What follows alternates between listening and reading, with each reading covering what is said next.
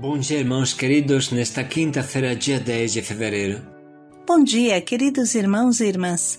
Vamos hoje meditar o Evangelho de São Marcos, capítulo 7, versículos de 24 a 30. Não está certo tirar o pão dos filhos para dá-lo aos cachorrinhos. Sem dúvida, todos nós conhecemos esse famoso trecho da mulher cananeia, pagã, que pede o milagre para Jesus e é tratada como uma cachorrinha. Ao ouvi-lo, sempre ficamos surpresos e estarrecidos. Como é possível que o amor feito carne fale desse jeito? Jesus queria colocar em destaque a extraordinária fé dessa mulher, pura obra do Espírito Santo, porque ninguém a havia catequizado. As palavras de Jesus parecem um balde de água fria, mas realizam a profecia. Rios de água não podem apagar meu amor por ti. O Senhor esteja convosco. Ele está no meio de nós. Proclamação do Evangelho de Jesus Cristo segundo São Marcos. Glória a vós, Senhor.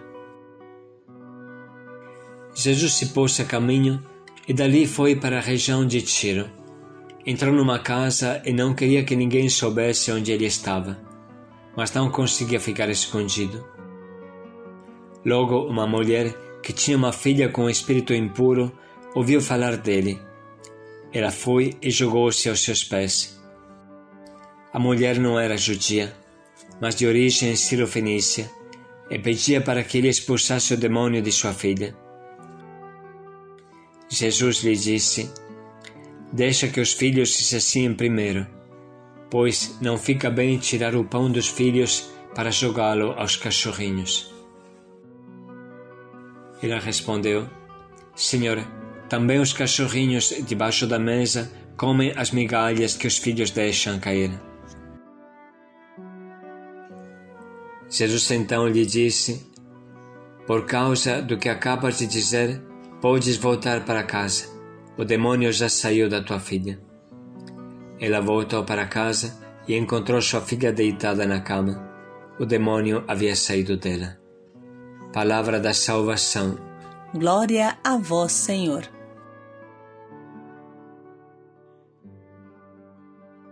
Deixa primeiro que os filhos fiquem saciados, porque não está certo tirar o pão dos filhos e jogá-lo aos cachorrinhos. Antes de mais nada, precisa situar o acontecimento.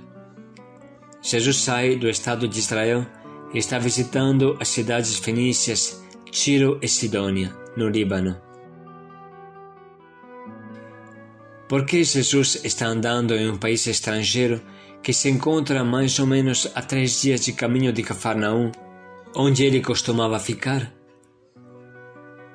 O que ele fazia nestas terras estrangeiras, sendo que tinha sido enviado somente para as ovelhas perdidas da casa de Israel?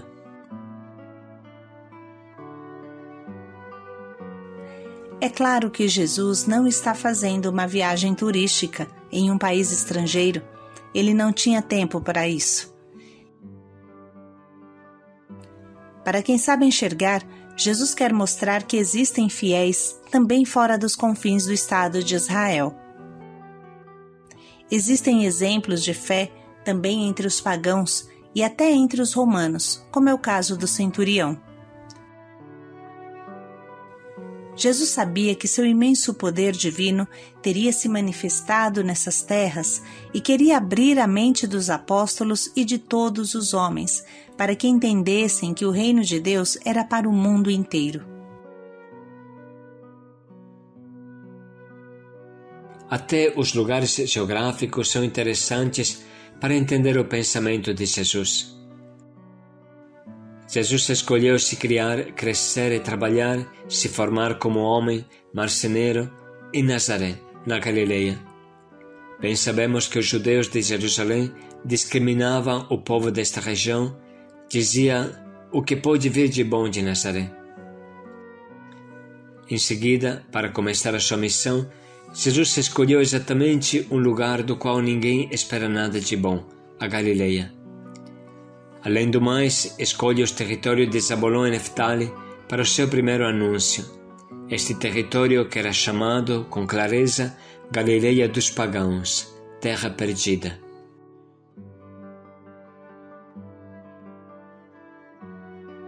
Depois disso, vai para o Líbano, essa terra estrangeira e de má fama, Tiro e Sidônia. Até um cego entende que Jesus escolhe os últimos, os discriminados, os pecadores, os condenados pela mentalidade dos judeus de raça pura. Ele é enviado, em primeiro lugar, para as ovelhas perdidas da casa de Israel, claro, mas com essa escolha dos cantos esquecidos, desprezados, discriminados, perdidos, até mergulhados de verdade no pecado, Jesus aponta o caminho para as ovelhas perdidas da casa de Israel. Jesus está mandando uma mensagem para os que se consideravam raça pura, os únicos salvos. Jesus está mostrando com os fatos que o Espírito Santo está operando em cada homem, de qualquer canto ele seja. Bem sabemos que até os povos que moravam perto de Israel sabiam que estava chegando o Messias, um Salvador, em Israel. Mesmo não tendo à disposição a riqueza do Antigo Testamento, eles tinham a percepção que uma salvação nova, extraordinária e definitiva estava chegando. Esta mulher cananeia, vinda de uma região pagã, chama Jesus de Senhor, filho de Davi. Observe bem que a palavra Senhor na Bíblia tem um sentido bem claro. Significa Deus, Filho de Deus, Senhor, Kyrios em grego. Kyrios em grego é a tradução da palavra Senhor Elohim em aramaico e hebraico, que significa Deus. Portanto, esta mulher pagã está consciente de que Jesus é o Messias, o Salvador, que pode expulsar o demônio que domina a sua filha.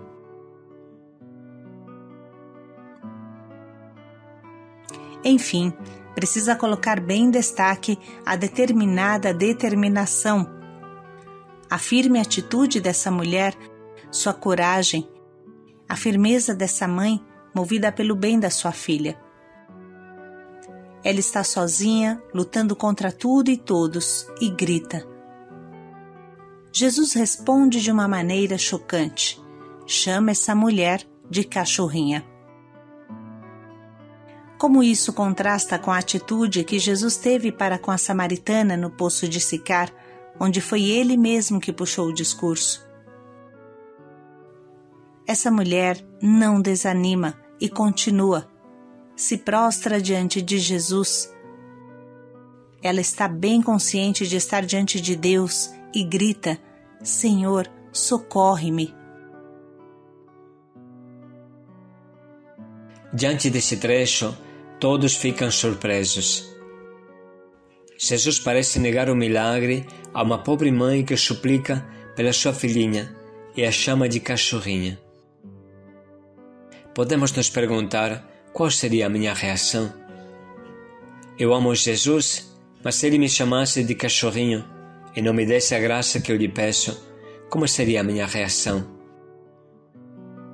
Vamos deixar um minuto para pensar em como seria a minha reação se Jesus me tratasse como tratou esta mulher.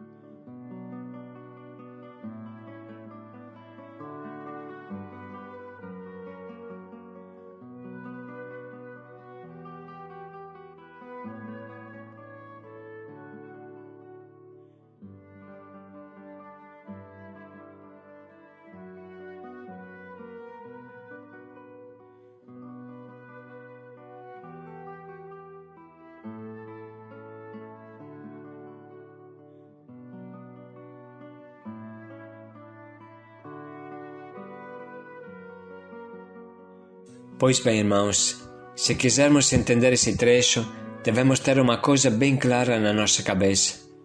As provações são necessárias para a nossa vida mais do que a comida para o nosso estômago. Sem provação não se cresce. Sem provação não se demonstra a Jesus que o amamos de verdade. Sem provação, nem nós sabemos o nosso nível de santidade e acabamos nos iludindo de ser bons. Jesus sabia o que podia tirar desta mulher, como Deus sabia o que podia tirar de Abraão quando lhe ordenou o sacrifício do seu único filho, o querido Isaac. A atitude de Jesus tem como finalidade colocar em destaque a grande fé desta mulher. Mas isso não é fácil para a mulher que nem imagina o que Jesus tem no coração. A cananeia só sente desprezo, falta de atenção, de consideração, rejeição. Aqui precisamos colocar a nossa lupa, toda a nossa concentração. Imagine um pouco como teria se concluído esse acontecimento se a mulher tivesse desistido, virado as costas, jogado a toalha amaldiçoando Jesus, ou se tivesse disparado a chorar, com um olhar de ódio e tivesse falado: "Você está me desprezando, quem você pensa que é? Eu te pedi um favor e você me deu um chute." Ela estava até no direito, humanamente falando, de pensar dessa forma, olhando o desenvolvimento dos fatos. Primeiro ela grita e Jesus nem se vira, nem olha para ela, vai em frente e não para. Depois os apóstolos pedem, pelo amor de Deus, que ele dê atenção a essa mulher, para que ela pare de gritar atrás deles. E Jesus diz aquela famosa frase: "Não é bom pegar o pão dos filhos para dá-los aos cachorrinhos." Na verdade, eram os apóstolos, os judeus, que chamavam os outros povos de cachorros. E Jesus, com esta expressão, quer dizer: o que você acha? Posso fazer um milagre para estes meus filhos que vocês chamam de cachorros? Observe que Jesus usa uma palavra doce, não cachorros, mas cachorrinhos, os pequeninos. Mas este jogo psicológico é tão fino que a mulher não pode entendê-lo. O que ela entende é rejeição, humilhação. Imagine humilhada na frente da multidão. Pois bem, contra toda expectativa e sem dúvida pela ação do Espírito Santo, esta mulher manifesta seu coração, que é um coração que ama. Mais do que tudo, esta mulher ama a sua filha e a quer curada. Não se importa de ser pisada, ofendida, humilhada, desprezada, chamada de cachorrinha. Ela continua pedindo e esperando. É forte o amor desta mulher. Ela não rebate nem retruca, mas o Espírito Santo lhe sugere uma frase irresistível: "Sim, Senhor." Observe que esta mulher chama Jesus de Senhor, o reconhece como Deus, porque este nome era reservado somente a Deus. Sim, Senhor, mas também os cachorrinhos comem as migalhas que caem da mesa dos filhos. Quem não se comoveria diante disso? Esta mulher vence. Esta mulher dobra o coração de Jesus, muda a sua vontade, muda tudo. O milagre vem, a cura acontece, o demônio é expulso.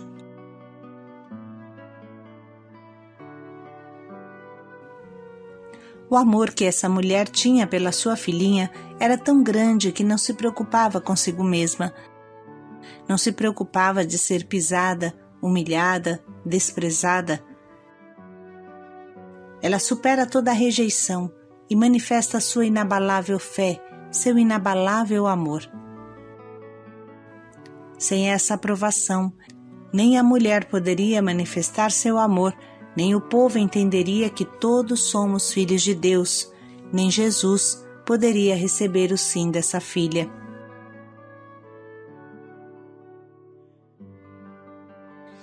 Esse trecho ensina a cada um de nós que o nosso amor precisa ser purificado. Devemos aprender que sem humilhação não há humildade, e sem humildade não há amor, porque o amor só pode crescer no terreno da humildade. A aprovação purifica o amor e o torna cristalino, o livra do orgulho que, como trepadeira, envolve a alma e a sufoca. Assumindo inicialmente esta atitude dura, Jesus está como que fotografando o que se passava na cabeça dos apóstolos e discípulos que andavam com ele, para que sua cabeça pudesse mudar também e pudesse entender que a salvação é para todos. Eram os judeus que chamavam os pagãos de cachorros, ou coisa pior, como explicamos.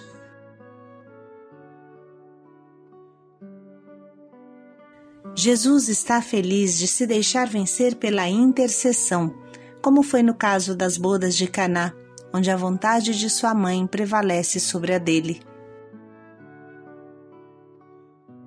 Frequentemente gostamos de lembrar uma homilia chocante do santo cura d'Ars, que um dia falou aos seus paroquianos: Conheci um homem mais forte do que Deus. Imagine a reação e o olhar de espanto de quem estava escutando. Mas o santo logo continuou: Sim, irmãos, o homem mais forte do que Deus é o homem que reza, porque pela oração se pode dobrar até a vontade de Deus. Humildade e fé são a escada do céu.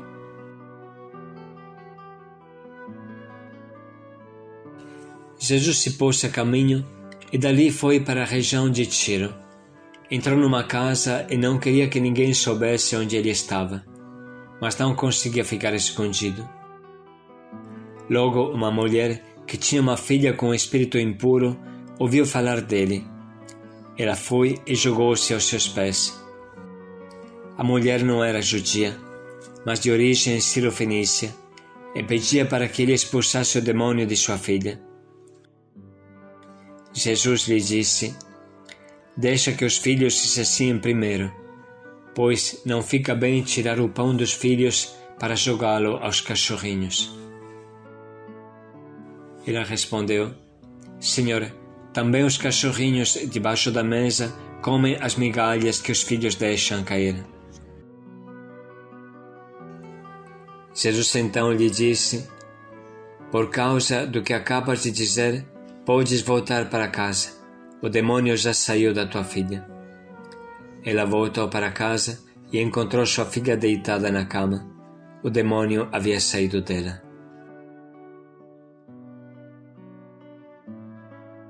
Vamos dedicar mais um minuto para anotar as frases que mais mexem conosco.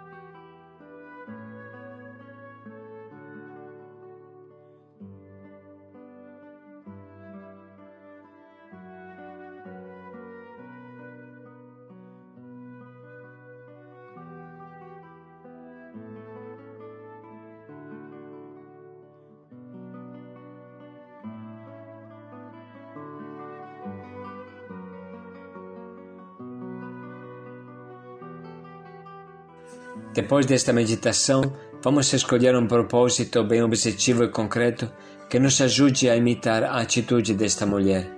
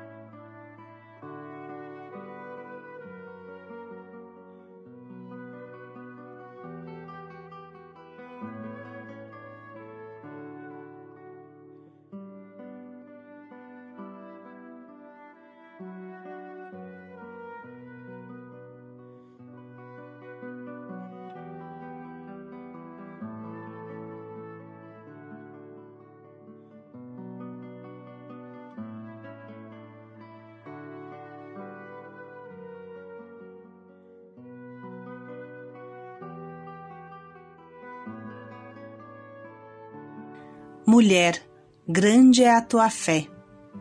Paz e alegria a todos. Também os cachorrinhos comem as migalhas. Paz e alegria a todos.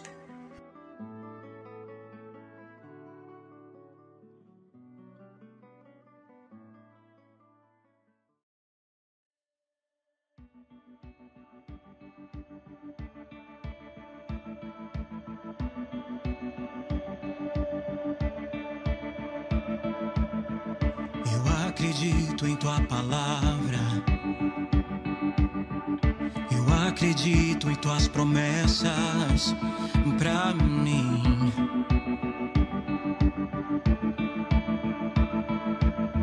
Sem ti me sinto tão vazio. Um ser pequeno, um tanto frágil, mas estou aqui pra te ouvir. Vem sobre mim com a tua mão e sopra em mim o amor. Ouvi, Senhor, a minha oração. Aqui estou, de joelhos no chão. Não quero mais viver como estou. Confio em ti. Cuida de mim.